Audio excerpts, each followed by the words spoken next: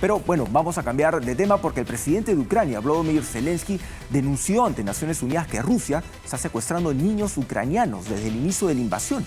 Zelensky ha señalado que se trata de una estrategia para que esos pequeños crezcan odiando a su propio país. Vamos a ver. Miles de niños ucranianos se han convertido en el principal blanco de una terrible estrategia diseñada por Rusia. Los pequeños habrían sido separados de sus familias y llevados a territorio ruso desde el inicio de la invasión. Conocemos los nombres de decenas de miles de niños.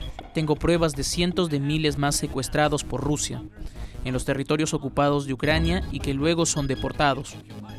A esos niños se les enseña a odiar Ucrania y se rompen todos los vínculos familiares. Esto claramente es un genocidio. Se estima que más de 700.000 ucranianos permanecen en campos de reeducación dirigidos por militares rusos, en los que son castigados y obligados a competir para comer. Otros han sido dados en adopción a familias rusas sin oportunidad de volver a contactar a sus seres queridos. Aldeas infantiles ucranianas han podido localizar a más de 9.500 niños, pero solo 386 han vuelto a su país y se han reunido con sus familias.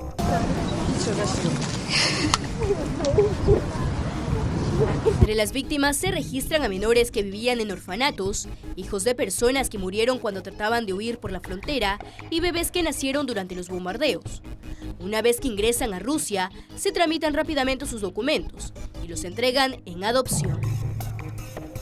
Hay una orden de arresto contra Putin por este crimen y estamos intentando que los niños vuelvan a casa, pero el tiempo pasa. ¿Qué pasará con ellos? Sin embargo, hasta la fecha la incertidumbre por saber dónde están y cómo se encuentran los niños ucranianos sigue siendo una gran interrogante. Es un hecho terrible que venía denunciando Ucrania casi al poco tiempo que comenzó la invasión de Rusia a territorio ucraniano. De hecho, hubo muchas denuncias en su momento que durante este éxodo de ucranianos de las zonas invadidas y en el intento de ellos de escapar del avance de las tropas rusas, de escapar a diferentes países europeos, se estaban activando muchas mafias de tráfico de personas, pero también muchas mafias dedicadas al tráfico de niños.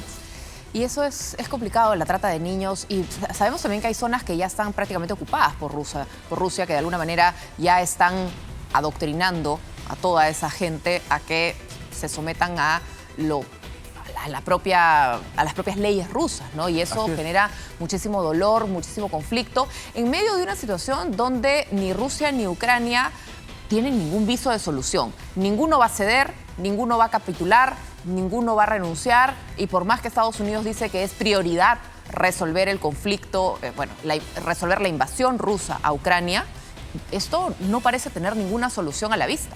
Así es un panorama sumamente complejo, muy difícil de resolver, por lo que tú bien señalas. Ninguno de los dos presidentes ha dado visos de llegar a una solución. O sea, Rusia se mantiene firme en su posición, Ucrania en lo mismo.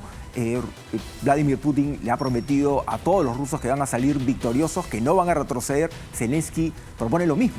Retroceder nunca, rendirse jamás. O sea, tú sabes que cuando se trata de una negociación tienes que estar dispuesto a ceder algunas cosas y ninguno de los dos quiere ceder. Claro. Es entendible. En el caso de Ucrania no quieren ceder el territorio que ellos consideran que les han quitado. Claro, porque queda claro que es una invasión, queda claro que Rusia ha abusado de su poderío bélico para invadir Ucrania. Pero en todo caso, ¿cuál es la salida? Considerando que Rusia no se va a retirar y parece que sí ha tenido más recursos de los que esperaban para mantener esa guerra larga en Ucrania.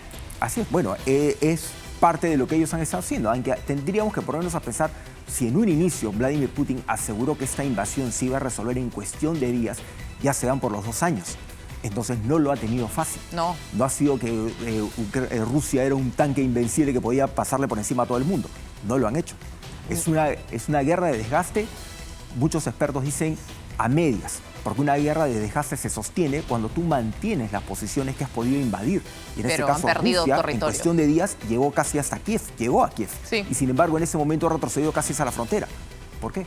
¿Eso qué es? Y Ucrania de alguna manera ha recibido apoyo de la comunidad internacional, pero no es que ha tenido un grupo de aliados participando en la guerra. De alguna manera Ucrania se ha defendido sola en medio de esta situación y ha logrado hacerle el pare a Rusia. No lo suficiente para que se logre capitular, para que se logre acabar con la guerra, Y en medio de toda esta situación de guerra hay niños, hay personas altamente vulnerables que están sufriendo muchísimo. Lo vemos también en Rusia con todas estas mujeres que abandonan su país para que sus hijos nazcan en lugares como Argentina, por ejemplo. Así es, son cantidades de familias separadas, divididas, tanto en Ucrania como en Rusia. Hay muchas familias que envían a sus hijos a otro país para que no sean enlistados por el ejército. Claro. Hay una pena de 15 años de cárcel si es que evitas este enlistamiento, y también una pena similar si es que proteges a alguien que se está escapando del enlistamiento obligatorio.